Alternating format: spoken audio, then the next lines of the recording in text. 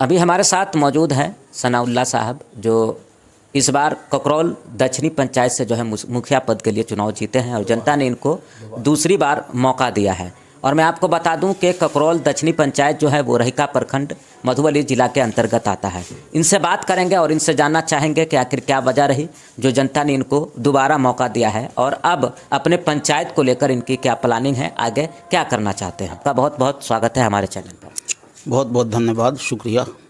सबसे पहले तो हम ये आपसे जानना चाहेंगे कि आपको ककरौल दक्षिणी पंचायत की जनता ने दोबारा मौका दिया है, तो आप उस जनता का शुक्रिया किस तरह अदा करना चाहेंगे? ग्राम पंचायत ककरौल दक्षिणी के एक एक जनता का मैं तहे दिल से शुक्रिया अदा करना चाहता हूँ कि उन्होंने अपना पूरा का पूरा विश्वास हम पर जताया। हम ककरौल दक्षिणी पंचायत के तमाम वर्करों का जो आगे आकर सही रास्ते पर चलकर सही आदमी का इंतखाब किया, चुनाव किया, इसके लिए उन लोगों का विशेषकर मैं शुक्रिया अदा करता हूं। और उन लोगों का भी शुक्रिया अदा करता हूं जो चुनावी मैदान में मेरे साथ प्रत्याशी थे, क्योंकि उन लोगों का भी सहयोग मुझे इस रूप में मिला कि शांतिपूर्वक चुनाव होने का दायित्व सबने संभाला। इसलिए मैं उन लोगों का भी तहे दिल से शुक्रिया अदा करता हूं कि इत्मीनान के साथ उन लोगों ने चुनाव लड़ा और हर तरह से मेरा सहयोग भी किया। तो अब पंचायत को लेकर क्या विजन है, आगे क्या क्या प्लानिंग है, क्या योजना सब आप फिर से इस पंचायत में धरातल पर उतारेंगे? त्रिस्तरीय पंचायती राज व्यवस्था के तहत जो मुखिया की जिम्मेदारी होती है, उसको जो भी ज़मीन पर लाना है, हम उस व्यवस्था को ज़मीन पर लाने में कोई कसर नहीं छोड़ेंगे। जो भी स्कीम आएगी तमाम लोगों का साथ लेकर, तमाम यहाँ के बुजुर्गों का साथ लेकर, तमाम आवाम का साथ लेकर उसे हम ज़मीन पर उतारने की कोशिश करेंगे। यही मेरा सबसे पहला दायित्व होगा कि और यही आग्रह रहेगा तमाम यहाँ के आवाम से कि विकास में मेरा पूर्ण सहयोग करें, कंधा में कंधा मिलाकर चलें। और ये आशा भी है कि सब कंधा में कंधा मिलाकर चलेंगे और कोई भी मेरा पांव विकास के ओर जाने से रोकने की कोशिश नहीं करेंगे। और आग्रह भी यही रहेगा कि न किया जाए, ताकि मैं विकास और सरकार की सभी स्कीमों को ज़मीन पर लाकर सबों को फ़ायदा पहुँचाता रहूँ। तो क्या क्या आपके माइंड में है आगे अपने पंचायत को लेकर, कौन से क्षेत्र में अब काम करना चाहेंगे? सबसे ज़रूरी है यहाँ अभी शिक्षा व्यवस्था।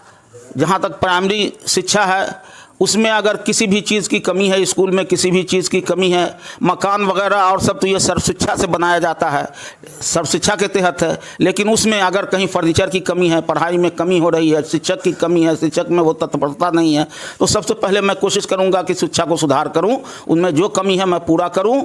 और एक चीज़ खासकर देखा जाता है कि सरकार ने जो स्कीम खुराक की जिम्मेदारी ली हुई है और वो सरकार जो है सो इसे नाफिज किए हुआ है, उसमें अगर कोई गड़बड़ी होती है तो उसे भी मैं सुधारने की कोशिश करूंगा। आपने अपने पिछले 5 साल के कार्यकाल को और उसमें जो आपने काम किए हैं, मुख्य रूप से वो कौन कौन से काम किए हैं, क्योंकि जनता जानना चाहती है कि आखिर कौन कौन से काम उस पंचायत में हुए हैं। तो हम आपसे यही सवाल करना चाहेंगे कि आपने मुख्य रूप से जो कुछ काम है वो आप बताइए जनता को। जैसे कि श्मशान हो तो कब्रिस्तान भी हमने किया, श्मशान का भी जो है सो काम किया, ब्रह्म स्थान का भी काम किया, गली नली का भी काम किया, सड़क बनाने का जाल बिछा दिया हमने, वृक्षारोपण लगा करके यहाँ के करीब सैकड़ों आदमी को हमने रोज़गार दिया, 1500 रुपया पर मंथ उन्हें मिलता रहा।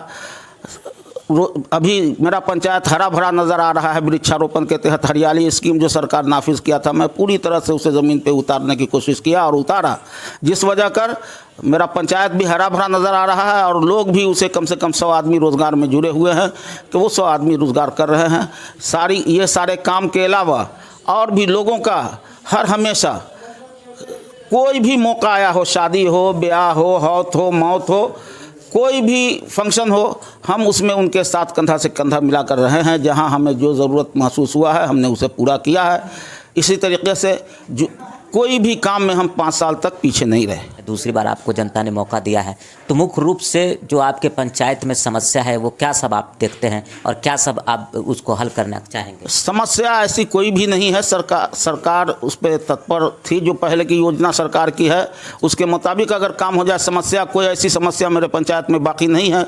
छोटी मोटी समस्या तो सब दिन पैदा होती ही रहेगी और उसे मैं जूझने का काम करूँगा। समस्या ऐसे कोई फ़िलहाल ऐसी समस्या नहीं है जो उसे पूरा करने के लिए ज़्यादा परेशानी है। तो मुखिया पद से आगे का भी आपने कुछ सोच रखा है या फिर यहीं तक आप सीमित रहेंगे? आगे का बात फिर खुदा जाने क्या आगे होता है, ये इंसान के बस में नहीं है। इसके लिए ईश्वर जो चाहेगा, खुदा जो चाहेगा वही होगा। और मैं उस पर कुछ आगे के लिए कुछ नहीं, अल्लाह यही इसी 5 साल को तरीके से फिर लोगों के साथ वही हमदर्दी के साथ, वही मोहब्बत और प्यार और मोहब्बत के साथ हम 5 साल गुजार लें, लोगों की खिदमत कर लें, यही मेरी आकांक्षा आता रहूँ। तो आगे भी क्या लगता है आपको कि विकास का जो काम है, सरकार द्वारा जो योजना है, वो धरातल पर उतरती रहेगी? बिल्कुल बिल्कुल, कोई भी योजना ऐसी नहीं होगी सरकार की। जैसे पीछे भी अगर शौचालय ही सरकार का योजना आया था शौचालय बनाना, तो ब्लॉक भर में सबसे टॉपर रहा तो ककरोल दक्षिणी पंचायत रहा। आज ककरोल दक्षिणी पंचायत का हर एक गली, हर एक रोड साफ नज़र आता है, क्योंकि सब अपने शौचालय का इस्तेमाल करते हैं। सबसे ज़्यादा शौचालय बना भी, सबसे ज़्यादा शौचालय का इस्तेमाल भी हो रहा है, उससे सफाई भी जो है सो हुई है।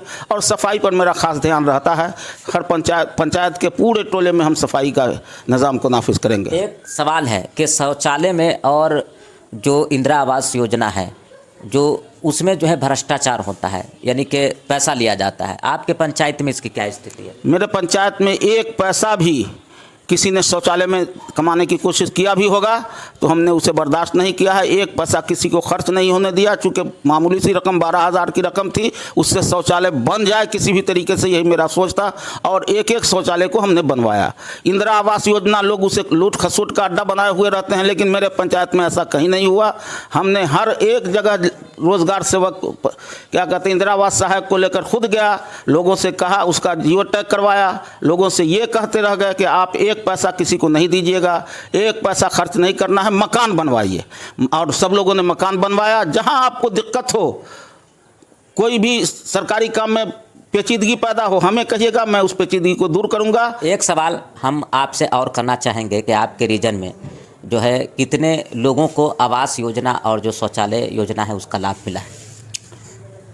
इस प्रखंड में बहुत ज़्यादा सहयोग प्रशासन का भी मुझे मिला शौचालय बनवाने में, और इसे साफ शफाफ तरीक़ा से इसे लागू कराने में करीब 2,500 आदमियों का इस यहाँ शौचालय बना और सब बनवाए। कहीं उसमें लूट खसोट नहीं हुआ, कोई बिचौलिया उसमें किसी भी तरीके से हाथ पांव नहीं मार सके। इसमें प्रशासन का भी बहुत बड़ा रोल रहा। प्रधानमंत्री आवास योजना करीब 700 लोगों को यहाँ दस्तयाब हुआ, मिला, और सब के सब लोग अपना घर बनवाए। 75% से ज़्यादा लोग घर बना चुके हैं। 1,20,000 रुपया भी लोगों को मिल गया है। कुछ लोगों को जो अभी तक घर का छत नहीं ढाले हैं उनका 40,000 रुपया बाकी है। और करीब करीब सभी लोगों को, 700 आदमी में से हर एक लोगों को जो मनरेगा के तहत मजदूरी का पैसा मिलता है, वो भी यहाँ इस पंचायत में करीब करीब सभी लोगों को हमने दस्तयाब करा दिया है, मिलवा दिया है। उसमें भी प्रशासन का बहुत बड़ा कोऑपरेशन रहा। कहीं उन लोगों के ज़रिए दबोचा नहीं गया किसी को, और सब अब खुश होकर के बनाए हैं, बना करके अपना उससे फ़ायदा उठा रहे हैं। बहुत बहुत धन्यवाद। ये हमारे साथ थे रहीका प्रखंड ककरौल दक्षिणी पंचायत के मुखिया मोहम्मद सनाउल्लाह साहब, जो इस बार अपने पंचायत से दूसरी बार चुनाव जीते हैं और 1384 वोट इन्होंने हासिल किया है इस बार। और अब पंचायत को लेकर इनकी क्या प्लानिंग है वो भी आपने सुना। अगर वीडियो आपको अच्छा लगा हो तो इस वीडियो को ज़रूर शेयर करें। अगर आपने हमारे चैनल को यूट्यूब पर सब्सक्राइब नहीं किया है तो हमारे चैनल को यूट्यूब पर सब्सक्राइब करें। बहुत बहुत धन्यवाद। जय हिंद।